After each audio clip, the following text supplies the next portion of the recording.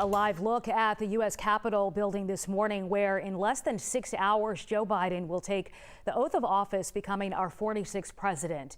And if it seems like it's been a long time since the November election, consider this. The wait for Inauguration Day used to be even longer. So why does the new president take office on January 20th? Here's our Why Guy to explain. In Great Britain, Prime Minister Boris Johnson was sworn into office the day after he was elected. In the United States, we're not in such a rush. After an early November vote, the president waits more than 2 months until January 20th for inauguration. Let's look at why. The wait used to be much longer. During most of our history, the president took over in early March.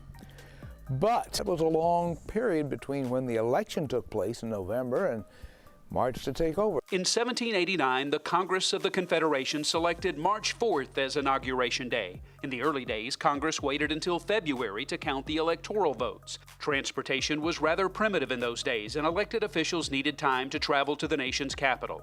Eventually, the 4-month wait proved problematic. An outgoing president, known in politics as a lame duck, remained in power for those 4 months. That gives the lame duck president and the lame duck Congress 4 months to continue to make policies that the next administration will have to deal with. The 20th Amendment moved Inauguration Day from March to January 20th.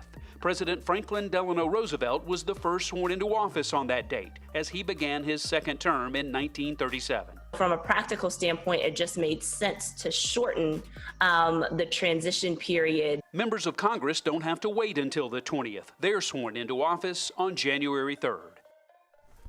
Love all this history. Thank you, Jerry. And if you have a question for our Why Guy, be sure to send it to us on Facebook, Twitter, or email.